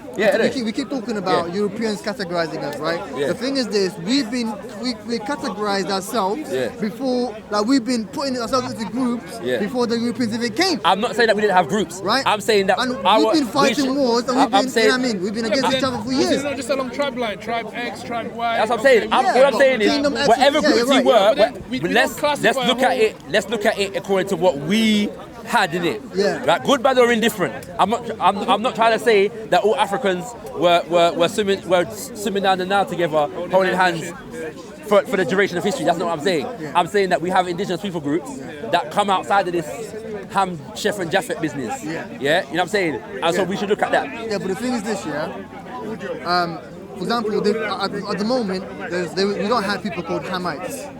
Right? Yeah. There is no, at the moment, we don't have those. Yeah. Right? We've got Cushites. And we've got, what's it called, Arabs or, Israelites, they come from Jacob. We've got this stuff, right? Yeah. But at the same time, we don't have Hamite. Hamite is a long, for example, look, when history, Except though, bro. What's the limit? You see, in history, kingdoms come and kingdoms fall. Yeah. Right? Yeah. And when a certain kingdom falls or certain time passes and new people come, history is lost. Yeah. And certain words, not all the time, but it transitions. Certain words that were used in the previous era, right? If it's not documented well, they become legends or stories because there's nothing to prove that they exist. Is ever a society older than the tribes? Is ever a society that tribes create? Yeah, a society cannot be older than a tribe. It can't be. It can't be. Yeah, you're right. Right. So the tribes come first. So like your tribe, his tribe, my tribe, and that's what we have recognize older traditions and are older than any biblical text. You're right. I'm not disagreeing with that. Yeah, exactly. Or a kingdom, or an empire, influences his vision of whatever, and then that must be the norm for So all what we're people. trying to say is, not, listen, if we're using terms like Cushitic and all of that, we understand that now. We understand that it's a place. We understand it's maybe refer to people. phenotype. And the people as well. Kush is the people. Is Kush a phenotype? Phenotype, yes. Yeah, it is. Yes. What's the Kush phenotype? Well, obviously. We're here, bro. Like, as in So you're the Kush Asiatic. phenotype? I'm a Kush phenotype. So are the people in Sudan Kush? Yes. They are, yeah. So how is it a How phenotype? could you differentiate a Sudan So from they- which so- Sudan are Somali? you talking about? Yeah. Because Why don't you go? remember those Are you talking about? remember those guys are not like me, you know? They're jet black. But what I'm saying is, You know what I'm saying? my point is that they are.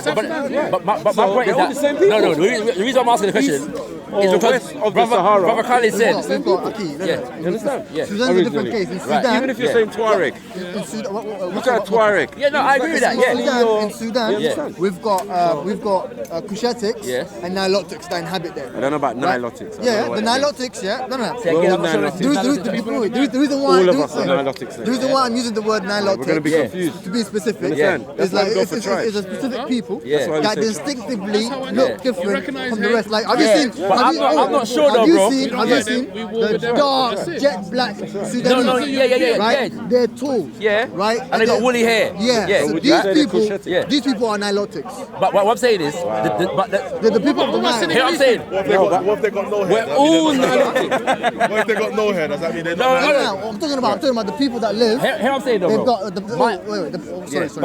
The people of the Nilotics, the reason why they're categorized as the people of the Nilotics, It's right? people of the is Nile. Because first of all, the people of the Nile also they have their own distinctive features. Like, first of all, they're tall. No, and they're jet black. Like when I say jet black, My problem with the term. I'm saying I know a brother called Saud. Nah, he's jet black. Yeah. But he's not tall. And he don't have that woolly hair. And you know this where's guy. he from? Where's he from? He's Nubian. He's Sudanese. Thank you. Yeah, but it's Sudan, isn't it? But then So we're talking about South I'm Sudan. saying- Does he come from South Sudan? No, he's not from South No, Sudan. so what I'm saying is, You're saying it's not nilotic. all right. So would you say it's cushetic?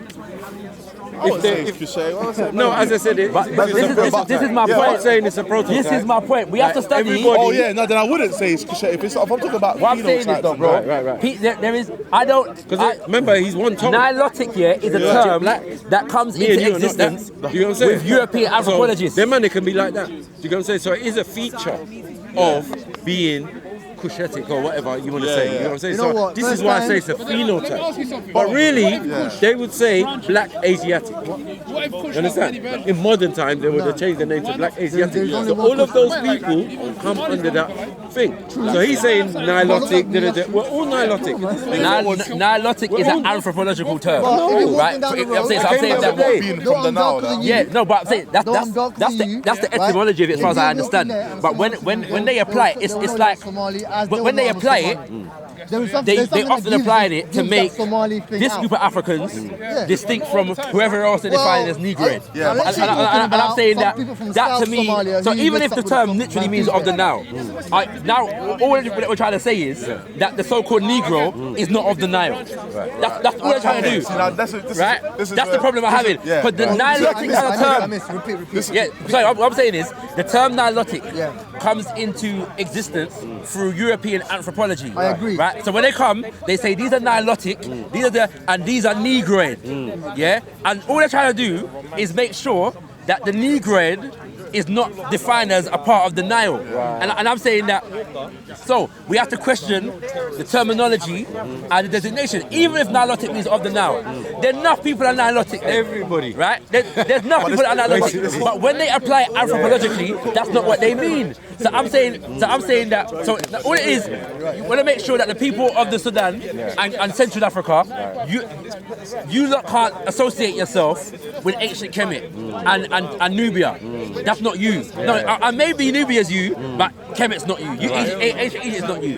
And I'm saying, so that's my point, right? And I'm saying that the Hamitic, Shem, Even though certain man's DNA got links to Ramses III. all that kind of stuff, right? So I'm saying Ham, but I'm saying that Ham and Shem and all these things, because of the conflation between science and religion in the development of European civilization, these things get conflated. So now, religiously speaking, we're trying to define ourselves according to these things. But let's go. Okay, so that's the. Okay, so this is what I was trying to talk to my brother earlier, and I'm going to say the term again. Yeah, and please forgive me because I hate these terms. E1B1A. Yeah. And E1B1B. Yeah. Well, Deep, you know. You're the one that said you want me. It hurted to say it. I hate it. But always I'm a baby in the DNA thing, but yeah. Go on. So, the shared E1B1 and then the A being the end of one of the groups and the B being the other one. I was telling Everlas, that B is a mutation from the A, right? Shows, even if you're a separate people now, genetically speaking, we are related. Now, where it further becomes more evident, but problematic at the same time and goes back into the biblical thing is when you start to relate, when you start to refer to yourself as Cushetic, because Cushetic, being a Cushite, further emphasizes your link to Ham, right? And Hamites, as general, are not restricted to Canaan. There are other people, which we refer to as Bantu, in the Africas, who are of a Hamitic, according to them, of a Hamitic heritage. So even as a separate group or a separate son, there's still a relation. I ain't trying to. I'm not here to say Somalis are us or they have the same history.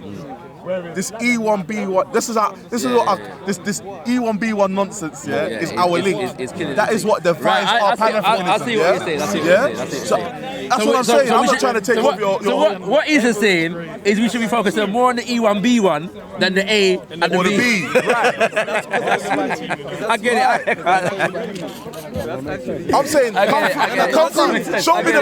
I'm saying, show me the B all day long, yeah. Yeah. But for the thrivingness and the betterment of Africa, we need you to just chill on the B a bit, yeah, and just focus on the E1, B1. That's it. I think. Anything else is separation. Man. Okay, now it's time. I got coming in it. Now, inshallah, look, what Brother Riza is saying is 100% correct. Okay. I do not disagree with him. All right. Ashe. However,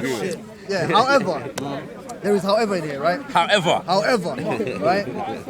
You see, there was E1B1, right? Yeah. Or E3B. That's what you call it, E3B, right? E3B, the first ancestor. We don't know what he looked like. Right? Or she. Or she. Yeah. No, it was a time he. period again? I tell you what, it's a he. the only thing you go back is always a she, you know. No, it's a he. It's always a she. No, it's a he. I tell you In what. the Abrahamic thing, you know. The Abrahamic thing. No. You get me? No, you don't understand. Yeah, go. Why? The reason why it's a he is because we are going back to the male lineage. Okay. It's the paternal lineage. Point Right? take it. Now, Can we go? Oh no, you said what is it? No, as I understand it, yes. Right. Yeah. That's the marker, right? So the 26,000 years. E1B1A or E3A or E3BA, right? Yeah. It came 20,000 years, right, before we came out, and we came out 6,000 years after. You see? 20. Yeah. So it's altogether we came out to 26,000 years So ago. you came 6,000 years ago. And and the E1B1A came about 20,000 years ago. You know what I'm saying? So there's a huge distance. So you guys are 6,000 years older than us. So whatever caused this mutation for us to look the way we look, right? And the time frame that we're talking about, we don't know. Is it before Cretacic period? Does it go back in history? I don't know. I haven't researched that part. I'm not going to talk about something I don't know about, right? Now, coming back to the point, the reason why we would say we are this and that. For example, there's a big family in this E3B, right? You've got the Berbers, you've got all these people in the North Africans, you've got a lot of people in the Europeans. Now, this is like the family, right? From the 6,000. Yeah, but right? what you need to understand, what you need to understand is that the higher you go, the lighter skin they get. The lower you come, the darker they get. Right? There was a time the Arabs used to label Somalis the black Berbers, right? The dark skinned Berbers, right? Because they saw we kind of look like the Berbers in Central Sahara and the northern Africa, right? They would see the connection, but at the same time they'll be like, okay, these people are these and these people are that. But they called you black though, right? No, I'm making a point. Go. How far does the B go? The black we're talking about is not the Western term of black. Yeah. Right? There are, for example, we can call it. No. The reason why I say is because.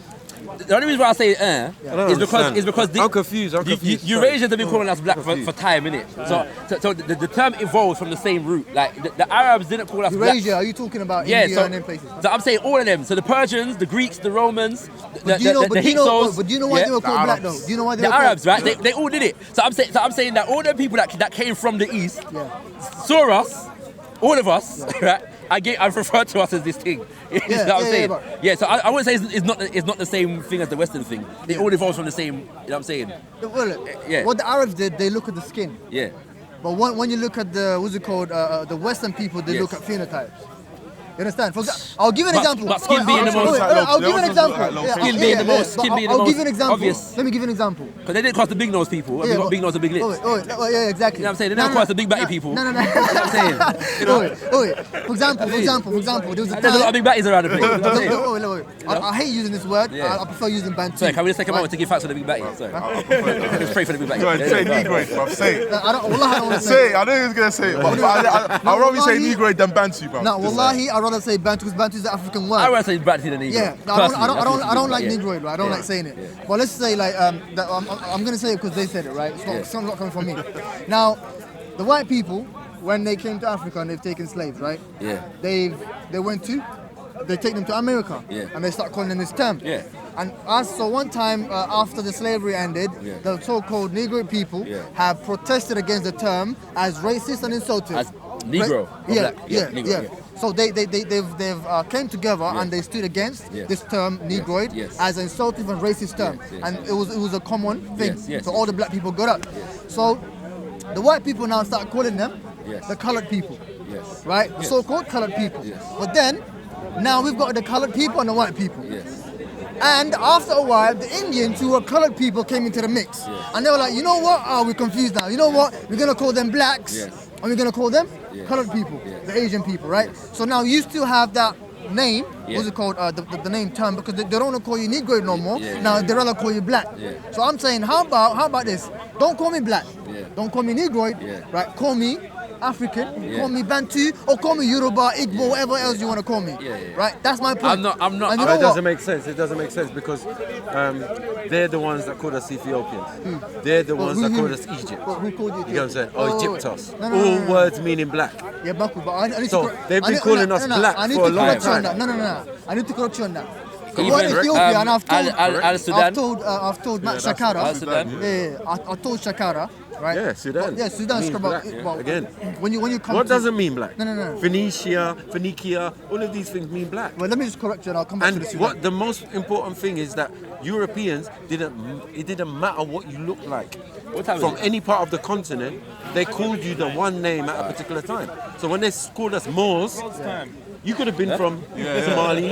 I could have been from Niger. You get what I'm saying? He could have been from South Africa. At one point when they were referring to But they would have Habesha, just- when they was referring to Abyssinia, Right. it was the whole. Everybody was Abyssinian. But you might disagree with Ethiopia that, was the whole continent I at one know, point. we know that they were sort of lackadaisical in And their labeling. terminology of people. But Ethiopians would disagree with that term Habesha meaning black.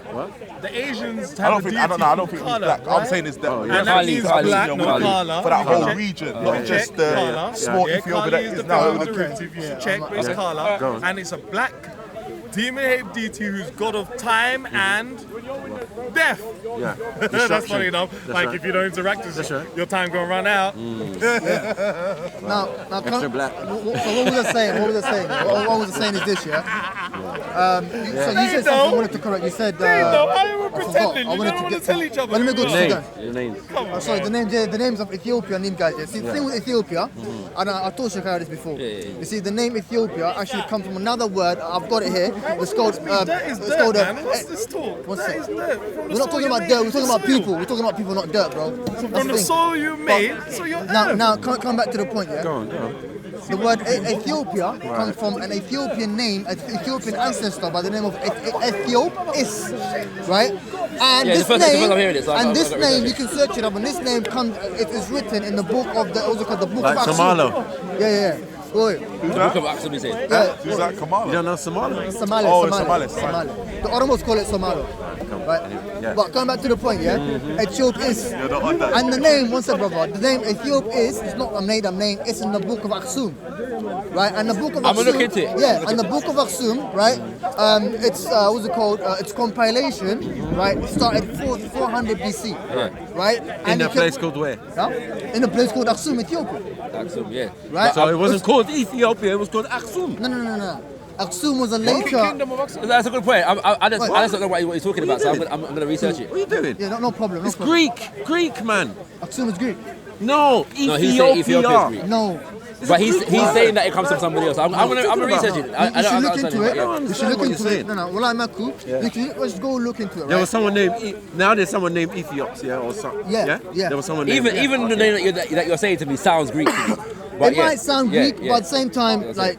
Am I the only one who's thinking, why are we stuck on labels though? Isn't it the concept that is the concept that's the most important? I hear thing? you. So I'm saying, Aki, No, I Ghana, think- was a term that Nkrumah, I think Nkrumah was the person who coined that term, and prior to that it was Gold Coast. But we weren't walking To be around. correct, we were it's like, Ghana. and Nkrumah called it Ghana because he was naming it after Emulation out of the after the ancient empire of Ghana, which was not present day Ghana. It was more Northern southern Mali. Mauritania, Mali, right? Just what I'm saying. But because a lot of the people in Ghana, particularly the Ashanti people, their oral history tells us that they have lineage from the ancient. But as before you came, No, it's one place that has its own as you were name. saying before you came, It's not like the empire. The Nigeria, empire was not that's originally made called by Ghana. The empire was not originally called Ghana. The empire was called Ouagadougou or Ouagadou, empire. and it came to be known as Ghana in history because Ghana was a title for the kingship apparently, and so the Arabs documented it as Ghana Empire. Yeah, because Ghana has its Arabic roots in Ghina, which is like riches and wealth. That's what he said. Yeah. Now I'm hearing that. I'm not sure if the term Ghana itself is Arabic or just a term that the Arabs heard when they went to the empire. Because Ghana sounds like Ghana, right? Because if you put G and H together, it becomes Ra, which is Ghana, which means riches. I will look into that story. But no problem. Yeah. No The problem. houses are Muslim anyway. Let's say that on the subject of Nkrumah, shout out to Kwame Malians Nkrumah. are already Muslim. Shout out to Kwame Nkrumah. Read the book if you ain't read it before. You know what I'm saying? Yeah. You know what I'm saying? It was his birthday like last week, so yeah. That is a Ghanaian hairline.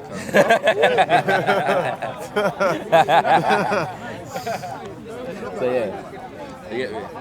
Yeah, you know? Yeah. So I come back to the Sudanese, yeah? Yeah. You see, the Arab people, they when people are picking terms, they're very careful with what they say, right? Yeah. So I do agree, like Sudan comes from the term black, right? Yeah. Aswad, Yeah. Aswadan, right? The blacks, right? But at the same time, the Arabs also, they could have called the Berbers, who some of them had dark skin in the north, also called in the North African regions, Aswadan as well. Yeah, but they did though. They coin what they say. They did though. They choose it. They did to a degree, because for example, you had a style of architecture in West Africa that was called Western Sudanic. Yeah. All it means that it was made by black people. You know what I'm saying? But as well, at that point in history, by the time that when the Arabs started to document the kind of things there, like North Africa had been invaded by different groups of Eurasian people for centuries. So it was already less black than it was. Yeah, it wasn't as black, let's say, for example, as other parts of Africa at that point when the Arabs were invaded. It was still black. There was a lot of black people there, but it wasn't as black as Sudan. You see what I'm saying? But they still describe people that they saw there as black. Like the Moors and them things, they still describe as black. Yeah. I mean, even if you But disagree when we're talking about, when we're talking about colour, Yeah. when these people use colour as a description of a people, Yeah. they're only looking at the skin. Yeah, I hear you. You know, they're not looking to detail. They're not looking at culture. Yeah, and all that stuff. For example, there was a time which is also very interesting. Did you know that the Sanskrit of the Indian books, right? One of the I think the holy books. I don't know. Old language. Yeah. The Vedas.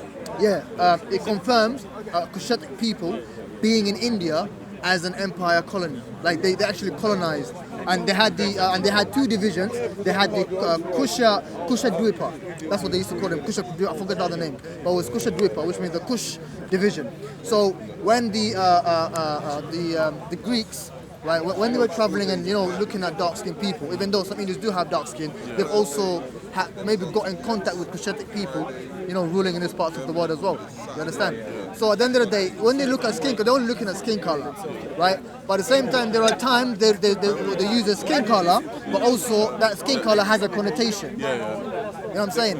So when I say that, when a Somali or someone says I'm not black, right? First of all, you're thinking about the Western transatlantic connotation. And a lot of people tell me, oh, Khalid, or you know what I'm saying, or people like Somalis, like you trying to distance yourself from slavery. I'm saying I'm Kushatic, right? And the Kushatic people some of the Kushatic people did go through slavery.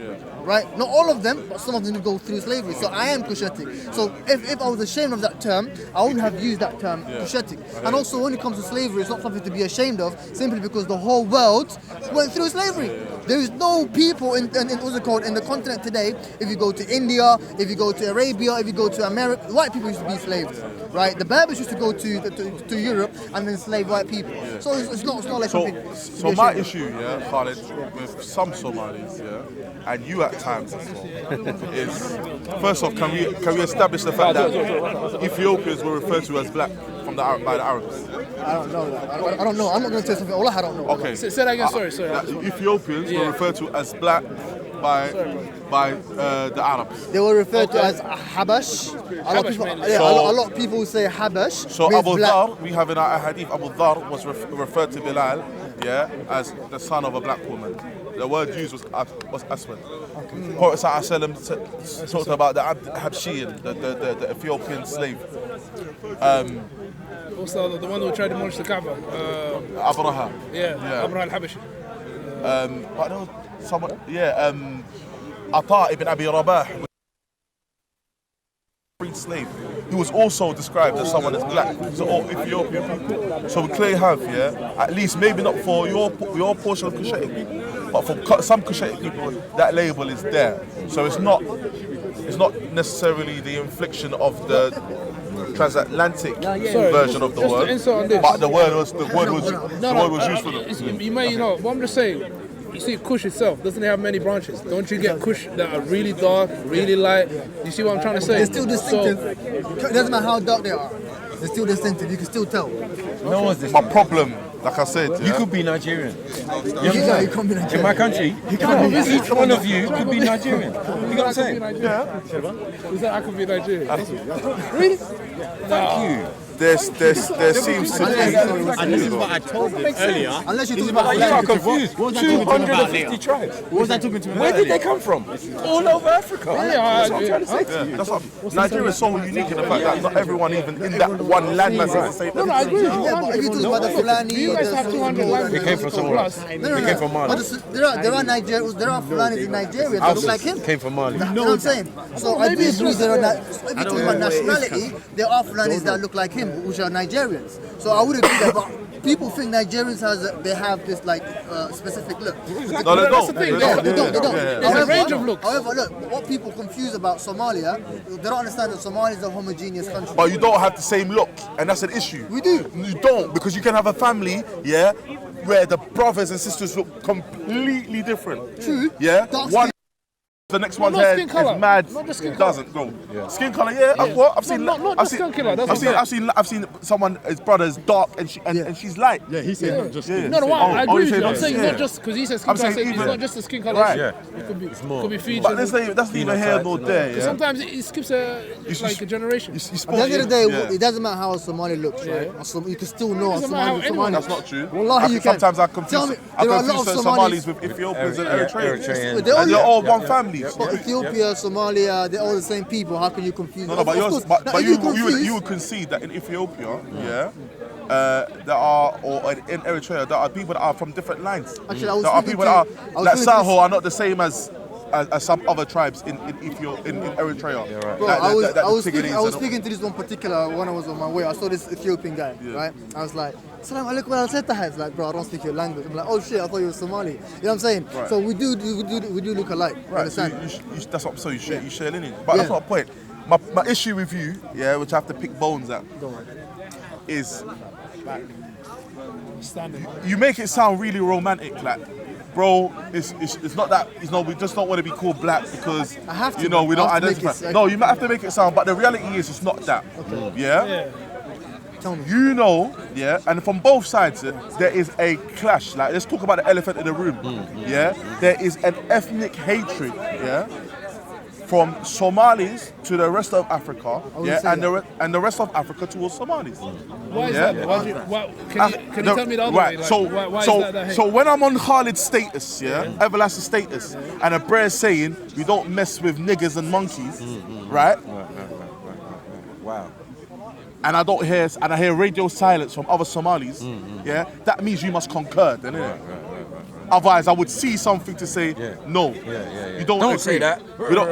Let's start talking about, you man are lazy and you're just trying to take our women and all of that talk there. That's some hatred, cuz. But I've got to be, but do you know what? To be honest, it wasn't my experience growing up here. But as my Somali brothers tell me, and I have to listen to it, they got raised saying, nah, you're not one of us, you're not black, you're not real black. That's, for me, that's crazy. No, but it happens in reality. It's been happening for time. And I'm saying, but Not for that me, though. when if I ever saw that going on, Because Somali's been here for a long time. like I'm saying, the you know, 90s. one of the brothers in the ends, that was someone that we championed. Was it Ishaqi brother from the, like, the love we used to give to the brother, and he was the only Somali that used to roll with, man. So I'm saying, so that's not my experience. But if I ever experienced that, I'd nip it in the bud, bro. I see man to be my African brother. I want to see that from them. I'm not telling you assimilate with my culture. I'm not asking you to be an Akan or Ashanti. I'm not asking you that. You have your culture, and your culture is banging. I'll come to your makahi and whatever, and drink your tea and eat your food. I will do that. I'm not asking you to give that up. What I'm asking for is a continental respect. yeah, from the people. Alright, khalas, we were jahil, yeah. You used to say bad things about us. We used to say bad things about you. Khalas, we're better thinking now. Like we're older, we're more mature. Let's nip this in the bud. Right. True. That's. Thing is that I do agree with you. I do agree with you, right? But at the same time, look. What you've said about, you know, Somalis saying we're not this, we're not that, you look like that. This only comes into an act in two times. When we come to the West, in the Western side, because what every Somali is trying to do is trying to hold their culture at the back of their teeth, right? And hold it so hard and don't let it. It's ignorant. Huh? People just trolling. Let me just explain, please. Let me give me my time. No, because you said it before, that's why. Yeah, go on. So there are two, like I said, so when we come to the West, right, we're trying our best to hold our culture, right? It's not only deen, because sometimes if you lose your culture, you lose your deen too, right? So, and Somali culture and the deen are like intertwined, right? Right? So we're trying to hold our culture with our molar teeth so hard, not trying to let go. So anything, that's why you'd hear a Somali mom, for example, would say, you know, "Iskilali maduga," right? And the reason why she would say that is because of media, Iskilali maduga means like watch out for the black people. And the reason why she would say that is because through media and the way they are portrayed, right? Selling drugs and all that. You know what I'm saying? There's a lot of people that have this narrative. However, and also intermarriage. Yeah, intermarriages. That's something that we're against in the West, right? In the Western world. Also, when we go back home, and you're from Nigeria, you've got Kenyans, Nigerians, other African people working in Mogadishu. I'm not. You can look it up. You've got journalists, all sorts of people working in Mogadishu and some parts of Africa, right? You know what I'm saying? And they love them. For example, in Hargeisa, the same thing. You understand? So we love them. If I come to Hargeisa, I get treated with love. You will. You'll be hugged. And you're a Muslim, by the way. Wallah, you're a Muslim. And if they see someone that looks different to them, and he's a Muslim, you get the best love you'll ever get. That's the way it is. However, if you don't cross the line of be like, you know what, I want to mix. I want to be part of the family. Like, that's the line. That's what we draw the line. You know? That's how it is. That's our culture.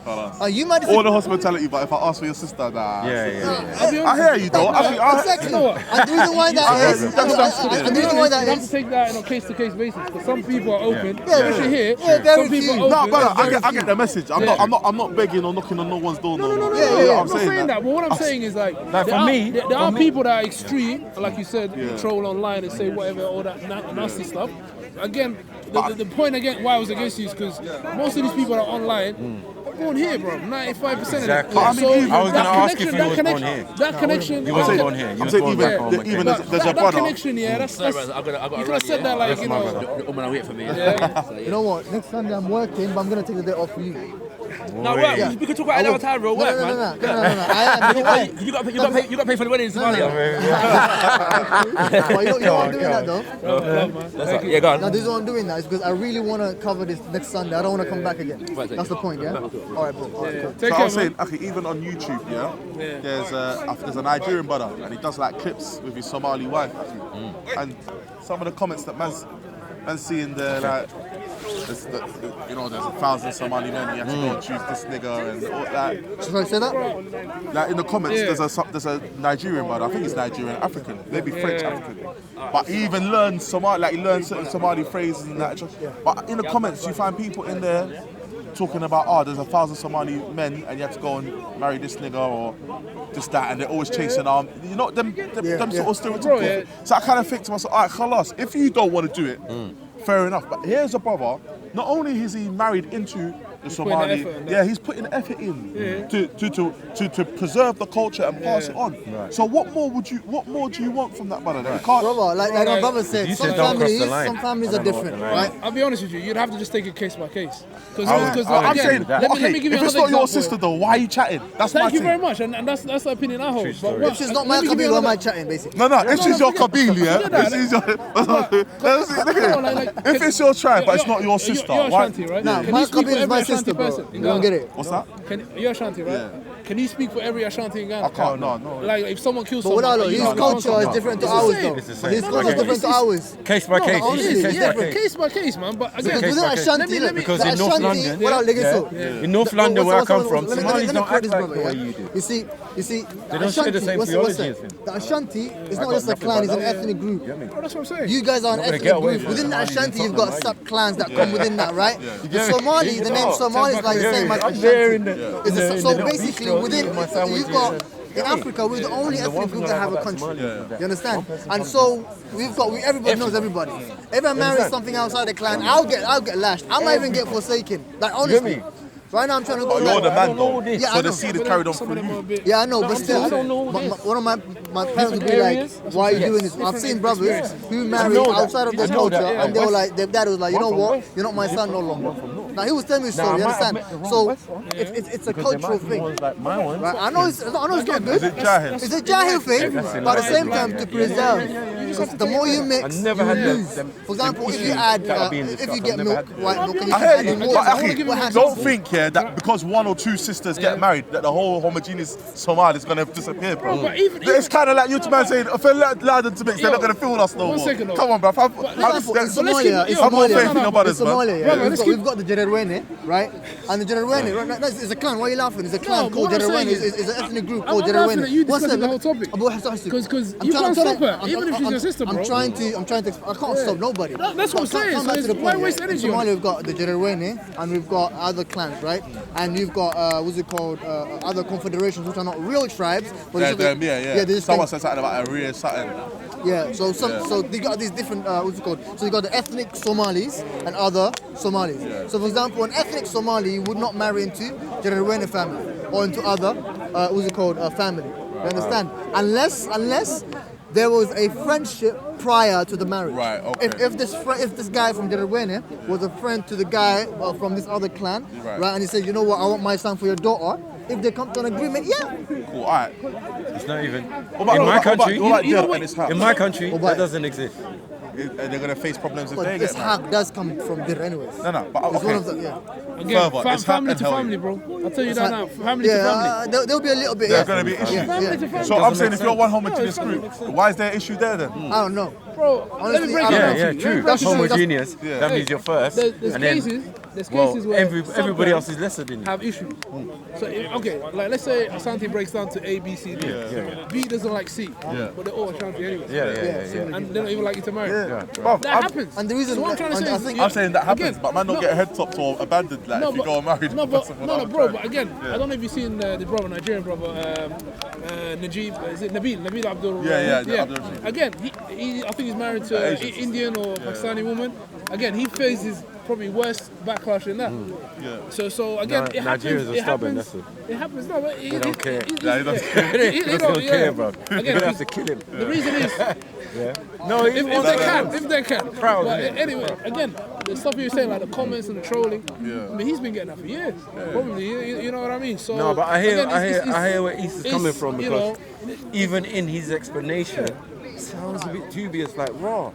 So there's stipulations on our friendship, and there's actually phrases that suggest people are different from you. You know what I'm saying? It shouldn't even be there in the language. Do you see what I'm saying? What do you mean? To have a phrase that says, "Oh, don't trust the black people," it shouldn't be there.